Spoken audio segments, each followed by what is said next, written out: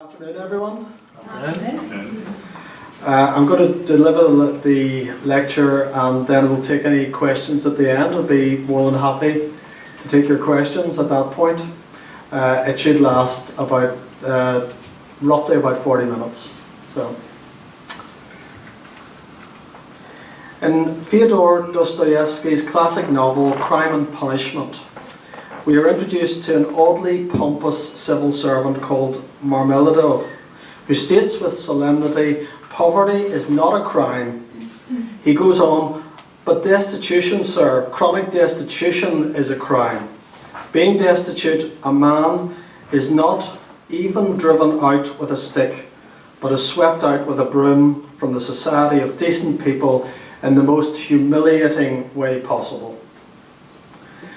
Dostoevsky's novel was published in 1866, the year the Presbyterian Orphan Society was founded. The novel's portrayals of human degradation and wretchedness and destitution in St. Petersburg are graphic and convincing. Such portrayals would not have been out of place in Ireland less than 20 years earlier, when the major effects of the Great Famine were evident. It was a country which, through the death and starvation of its inhabitants, contained about 2 million fewer people in 1854 than it had 9 years previously. In mid-Victorian Ireland, the impact of this Great Famine was still being felt in the 1850s and arguably beyond. In Belfast, the population doubled between 1851 and 1871, with workers in its dark satanic mills and factories almost trebling between 1850 and 1868, most of these jobs being in Belfast.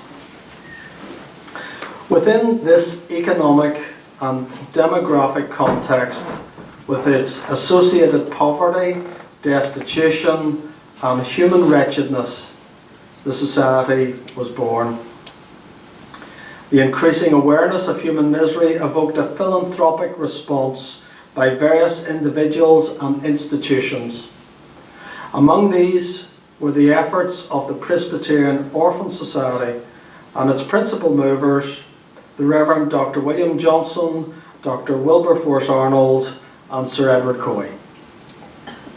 It was a work which had its focus Presbyterian children and at its core concern keeping both these children and their families out of the workhouse. But before we go any further, let us take a step back for a minute and take a brief look at care for children before the Society's existence. It's clear that for many individuals, and particularly children in Ireland, existence could be both precarious and ephemeral. With no welfare as we would understand it today, provision was minimal and punitive. It was administered through dangerous and indeed deadly foundling hospitals, the local parish or congregation setting, or through the dubious refuge of the workhouse. It has been observed that many of the children admitted to the foundling hospital in Dublin were from northern counties. It seems likely that at least some children of Presbyterian origin were admitted to that institution. It was not, however, a place of safety. A report of inquiry found that over a 30-year period from 1796 to 1826, of 52,000 infants received, 32,000 had died, and about 9,600 others who could not be accounted for were also thought to have died. At a local level, it should not be thought that the Presbyterian Church did nothing for widows, women in distress, destitute children, and orphans before 1866. Session records, that's session records in a Presbyterian congregation, show that congregations did what they could to help the poor and the orphan. Whilst care was given by the Presbyterian Church to destitute children of all types, as the church became more structured, the care moved to a congregational level, to a central church level. In the meantime, there was the workhouse, a place which filled so many people with dread and fear due to its reputed horrors. The workhouse was, like the Foundling Hospital, viewed as a place of last resort, and a perusal of the workhouse records reveals the vulnerability of women and children. The society was to come into existence as a response to the inability of both state and church to cater properly for the orphan and destitute child. There had to be more humane alternatives, and the society was to be one such alternative. What were the circumstances surrounding its foundation? For many years prior to the formation of the Presbyterian Orphan Society, the Church of Ireland cared for orphans of various Protestant denominations, but on condition that these children be brought up within the Church of Ireland. Presbyterians didn't particularly like that aspect, and therefore various Presbyterian individuals wanted to examine what provision might be made for Presbyterian orphans. This eventually resulted in the inaugural meeting of the Society on Wednesday the 2nd of May 1866 in Linenhall Street Church at 1 o'clock. The church no longer exists, but it's just behind the back of the City Hall is where it would have been. I think it's now a restaurant, or a restaurant where it would have been. The press of the time widely reported this Belfast event. A cursory glance of those same newspapers, however, also presents a picture of the casual brutality of the times. On the day of the inaugural meeting, the Belfast newsletter reported the finding of a dead body of a child in the River Lagan, the case of one small boy having stabbed another boy, and the Northern Whig on the same day recorded that a 7-month infant left to be minded by another child had been accidentally severely burned. In the midst of a growing Belfast affluence, there was poverty, squalor and destitution. The Society, as a vehicle for caring for Presbyterian children, had arrived not a moment too soon. It all started with 175 children aided in 1866. And its aim was to ensure that children were, in the words of Johnson's biographer, comfortably nourished and to receive a fair start in life. The many who were helped by the Society in the 19th century were from a variety of backgrounds and circumstances. For example, in 1866, 3 children aged 8, 5 and 3 were helped. They had no mother or father. They lived in County Antrim, and the children's father had been a labourer. 3 children were supported and 2 became apprentices. A 3rd child died of typhoid fever, aged just 11 years of age. In 1876, another family helped was Jane and her 2 children, Peter and John, aged 6 and 5 respectively. Their father was a labourer in Dublin. The family was supported until the children each reached the age of 14. A private donation was given to Peter to help him during an apprenticeship. Then there's a family from Donegal. Mary had 4 children, 3 boys and a girl. They were aged 10, 7, 5 and 2 when she was helped. The father died and the family were supported from 1881 until they emigrated in 1884. These tragic case histories highlight the plight of just some of the thousands of children helped by the turn of the century. The wretchedness degradation and suffering of the families is clear from the pages of the application forms.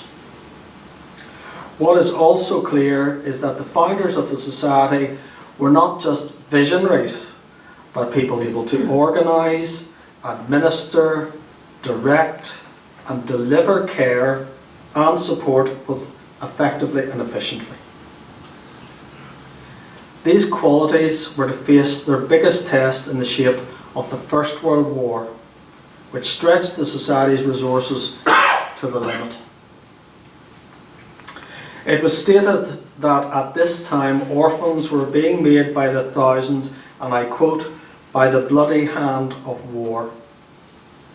By 1916, as the war dragged on between the tragedy of the Easter Rising and the massacre of the Somme, in July, the Society celebrated in June, as best it could, 50 years of its existence. The Jubilee report noting that many children had been saved from poverty and the workhouse.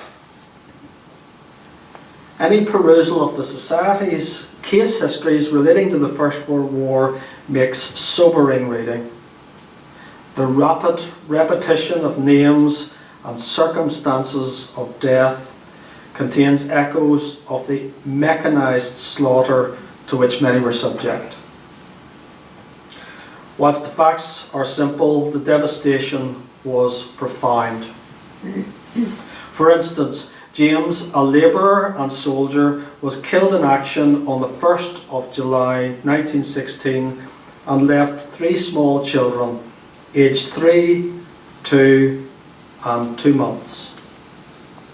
Help was given by the Society to his grieving widow. Time and again, killed in action are beside the entry on the Society's lists. Other comments include: Father, died 13th September 1916 of wounds received in battle. Father, died on 9th of August 1916, killed in action in France. Father, died 23rd of May 1915, he was killed in the Dardanelles. Father, died of wounds. Father, sniped in a trench whilst looking at a picture of his youngest child. Father, died of insanity developed from shell shock. And father, died of wounds in a German prison. In the midst of the horror of war, however, there was also heroism. A young man called Private Robert Morrow from New Mills, after acts of outstanding bravery, was badly injured and died of his wounds on 25th of April 1915, aged only 23 years of age. He was awarded the Victoria Cross and is buried in White House Cemetery near Ypres in France. Private Morrow and other children in his family have been supported by the Presbyterian Orphan Society. He was perhaps the most highly decorated of those who as a child received help from the Society. He was, however, only one of a number serving in the armed forces who had been supported by the Society as children. From the details contained in the applications of the time, a picture emerges of lives shattered and bonds broken. Men were killed in action, died of wounds, or were drowned at sea. These men were, for the most part, labourers or worked in other manual occupations. Many were from industrial Belfast. Many of the widows they left behind were likely to be on the edge of subsistence. There was no doubt near despair on the news that a husband and father was killed or missing, believed killed in action. There was also the devastation of a husband discharged, medically debilitated and unfit to work, having been the breadwinner before he enlisted. This must have been emotionally devastating for the family as well as rendering the family financially precarious and placing an almost intolerable burden upon the wife. The society helped these women and their children with the resources at its disposal as they stood in that unenviable place between war and the workhouse. The invidious position of women is a constant in applications during the wartime period and beyond. Until 1928, they did not have equal voting rights with men, their education was limited, and legal rights were dominated by men. Their education was limited, and most women in marriage was the only attractive prospect, even though legally in marriage they were largely subject to men. Working class women worked invariably in poorly paid jobs. Some wives depended solely on their husband's wages. Within a year or so of marriage, most women became mothers, and for some, childbearing dominated the majority of their lives. Miscarriage was common. In the early years of obstetrics, giving birth was fraught with difficulty, and larger families were commonplace. Childbirth and its hazards foreshortened women's lives, and women had to develop survival strategies to bring up their children, and this meant providing the means to do so. It was not until the early 20th century that things slowly began to improve. At any time, widowhood or other life events such as separation or divorce could create vulnerability for women. In the early years of the society, this was especially true and remained the case for the majority of women to beyond the middle years of the 20th century, and arguably is still the case for many women today. Case studies from applications to the society in the era before the welfare state point repeatedly to the inability of the mother to earn, or if she was employed, earn very little. For example, a mother's application in 1901 noted the loneliness of her situation. She was caring for 6 children and she had no income. In another case, the same year, both parents were dead and the grandmother, quote, earned a shilling now and then working in the fields. Her brother supported the family. In 1902, it was stated that a mother had nothing to fall back on but a few shillings which she earned by outdoor labour and poultry rearing. 1905, a mother whose husband was admitted to the Belfast Asylum was earning some money by selling some tools from time to time that belonged to her husband, so she was able to get clothing for her children. Of another mother of 7 in 1905, it was said that without the Society's help, I quote again, they would be in absolute starvation. A mother in 1914 was said to be depending on the last pay received from her husband.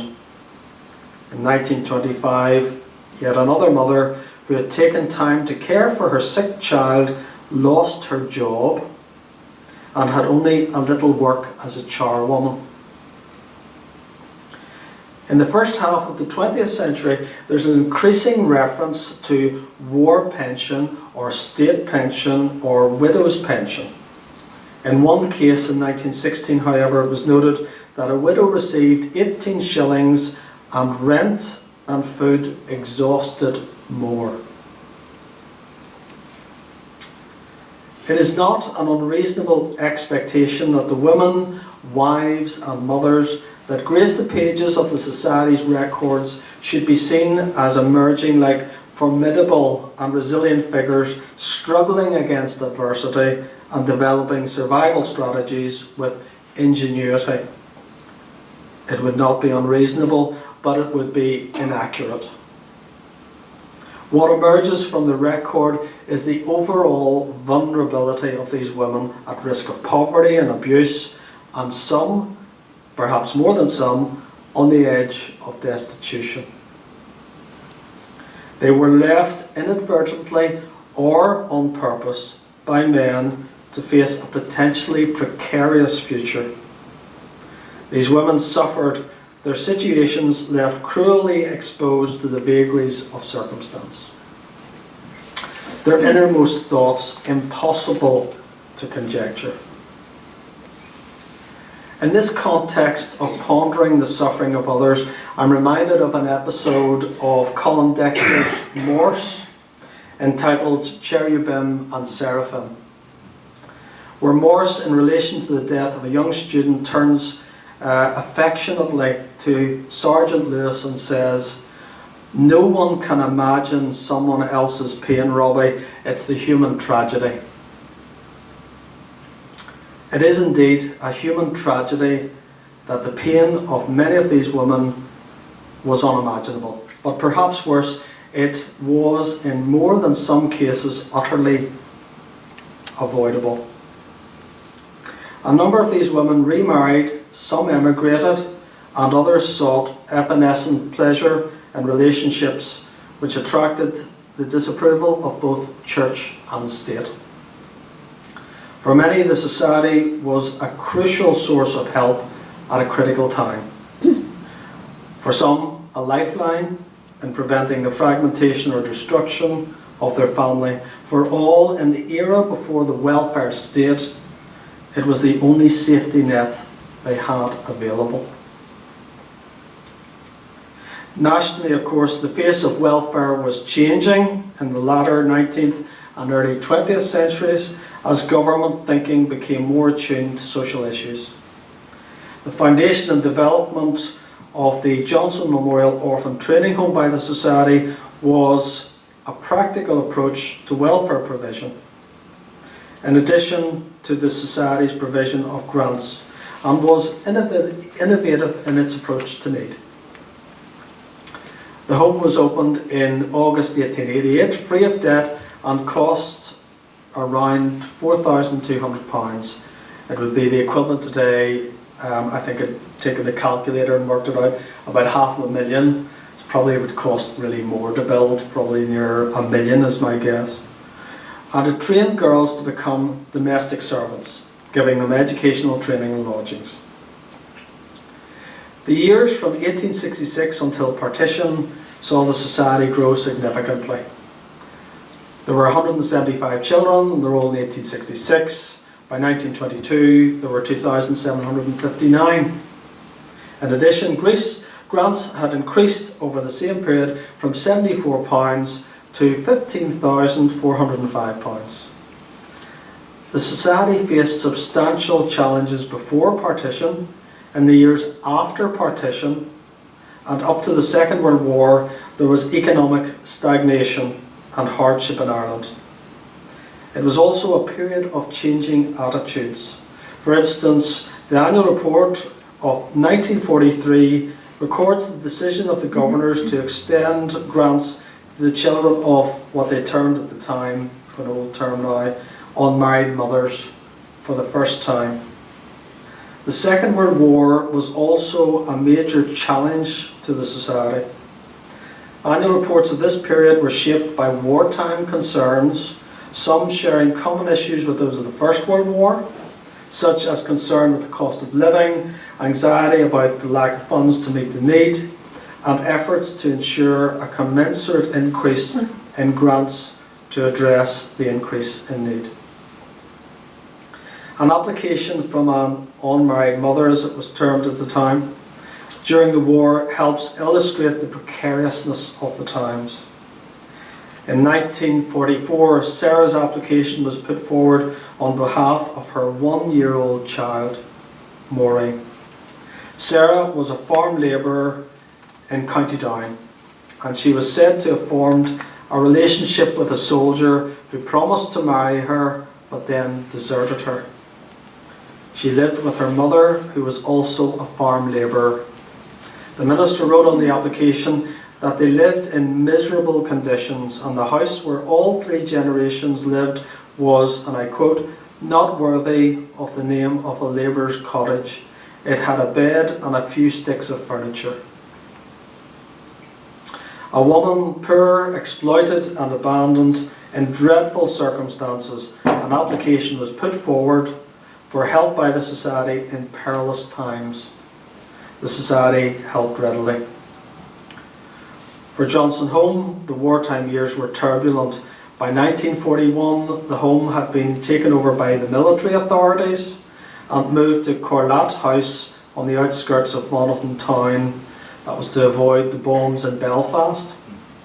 And then in 1945, it moved back to premises at 5 Green Road in Knock, Belfast.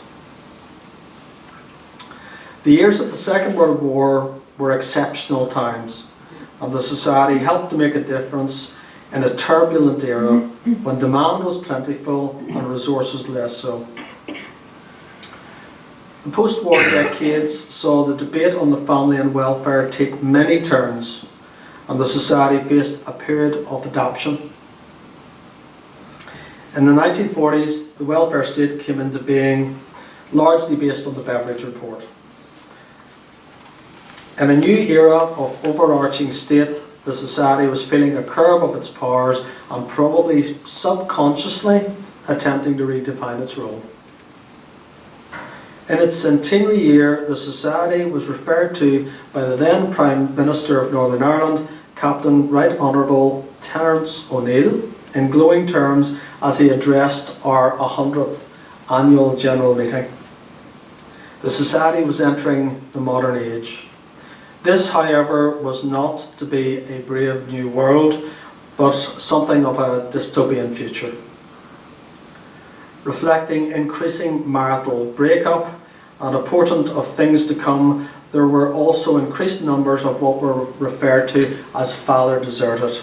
We would say today cases of separation or divorce. Marital breakup was to be a major feature of the society's work in the coming decades. The father deserted category, as they termed it at that time, hinted at a darker side to the perceived social progress of the 1960s, which in Northern Ireland became darker still as the country spiralled into violence and destruction. The Troubles in Northern Ireland had a major impact on the society. Firstly, they impacted the operation of the home. By 1972, falling numbers were reported, and by 1975, there were only 9 girls in residence. In 1984, with demand virtually nil from the church and accommodation of welfare children sporadic due to an emphasis on fostering children wherever possible, the decision was taken to close Johnson House, as it was now called, and it ceased operation in 1985. Another area where the Troubles impacted was in the applications to the society after a father was killed in the violence. There were also, due to various factors, increasing applications from those separated and divorced. In the 1990s and beyond in Ireland, both north and south, attitudes were changing. Austerity economics and the end of a welfare consensus became evident, with much of the debate on welfare and poverty concentrating around a negative portrayal of families receiving welfare payments as a work-shy, feral underclass. While such a portrayal is geared to showing how different such people are from the rest of the population, the truth is perhaps a little more unsettling. Many individuals are perhaps only one traumatic life event away from being in a similar situation to most of our recipients. The Society's current grant recipients from a wide variety of backgrounds, separated, divorced, single mothers, bereaved, disabled, and others, far from being work shy, are struggling as best they can to be in work and balance the needs of work and children with ingenuity. This reality is at odds with the caricatured image of disengagement and irresponsibility.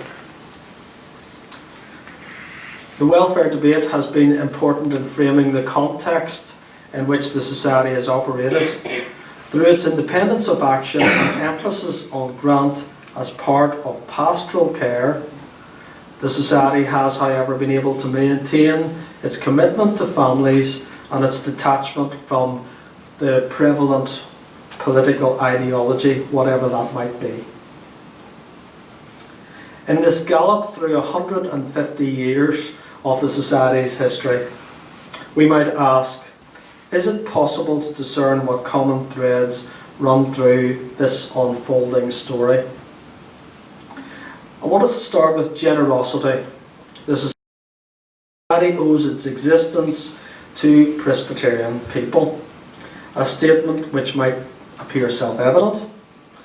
It is, however, important to state that this same society is an example of a generous spirit. The Reverend Andrew Stewart's 17th century description of the settler community as, and I quote, "all of them generally the scum of both nations." It's a lovely description. That is to say, of England and Scotland, is perhaps a particularly unflattering portrait. But it has to be said that Presbyterians generally have not always been cast, or indeed cast themselves, in a positive light. Irish Presbyterianism's Scottish background has been noted for its puritanical strain in church architecture, worship, dress and behaviour. Its at times earthy rebellion and scepticism vividly portrayed by Sam Hannibal, and some of us will know this novel in his evocative novel December Bride. W.R. Rogers, poet and perhaps more unusual Presbyterian minister, notes of his native Ulster in his epilogue to the poem The Character of Ireland. "I am Ulster, my people an abrupt people who like the spiky consonants in speech and think the soft ones sissy." Testimony relating to the Society's founders, however, might help counterbalance these viewpoints. There is a little doubt that the philanthropy in Belfast was the product of mixed motives in the 19th century. Nevertheless, it is impressive to see the support of prominent Presbyterian philanthropists and others in the list of supporters at the founding of the Society. In the mid-Victorian era, there was a flowering of Presbyterian philanthropy, which reveals not only a growing self-confidence, but a willingness to alleviate the plight of the most vulnerable in society. It is an attribute in terms of Presbyterians which is often overlooked, this willingness to help the vulnerable. And it is a discernible thread which is woven through the history of the Society and into the modern era.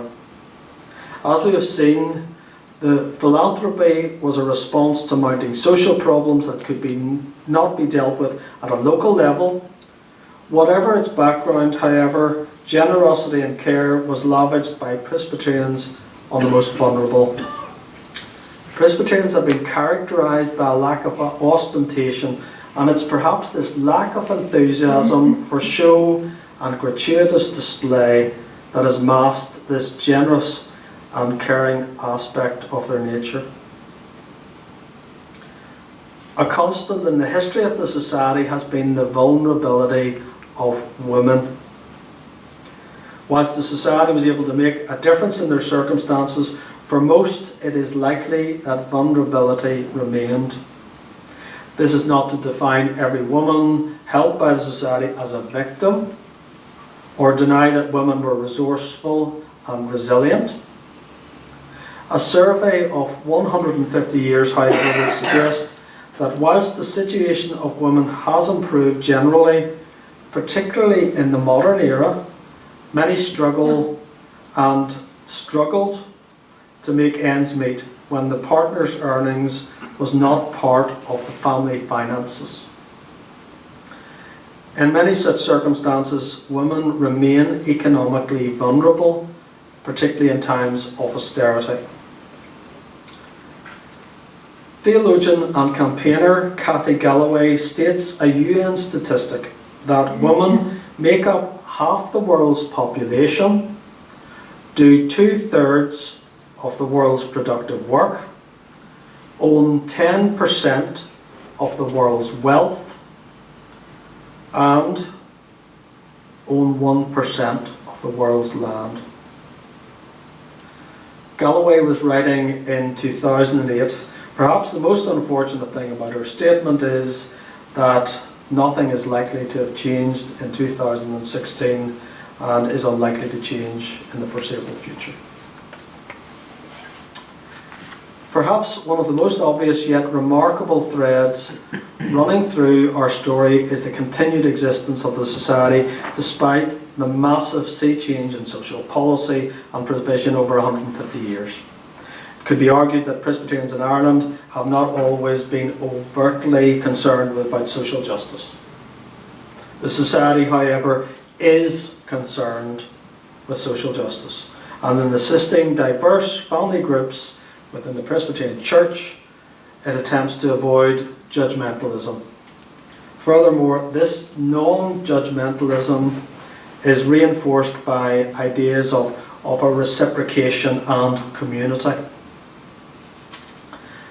The Presbyterian Children's Society occupies a unique role within the Presbyterian community to receive charitable giving on behalf of that community and fulfil obligations to those in need within the community by distributing grants. And they see this as a biblical responsibility, which is important. This is not, however, to argue that this process is necessarily one way. There are those who may not be in a position to give financially, but they can give in non-financial ways, such as their gifts allow.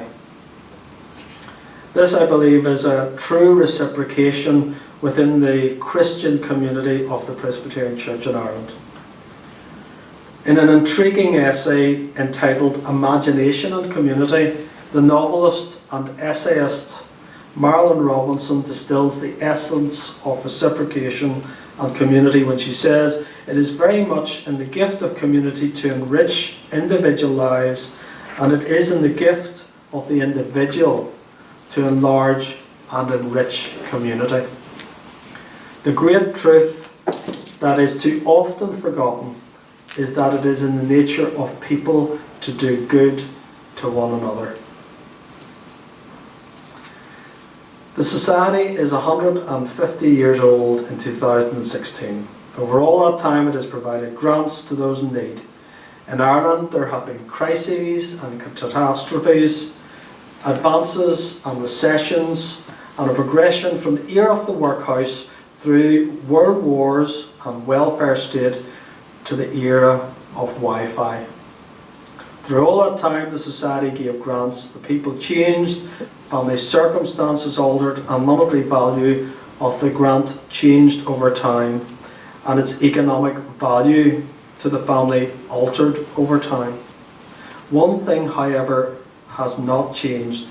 The grant has remained what it has always been, a symbol of Christian love and concern for others.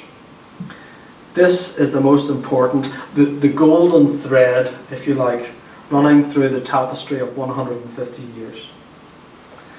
The Presbyterian community contains a network of compassion in the form of the Presbyterian Children's Society, which has, through generations of generosity and giving, helped 43,000 children in 17,500 families over 150 years. It has always pursued the humane path, and despite its human frailties, imperfections and limitations, has remained faithful to its founder's purpose and that of its followers. To never fear the cost, to seek to meet the need, and take a risk in pursuing need wherever that may lead.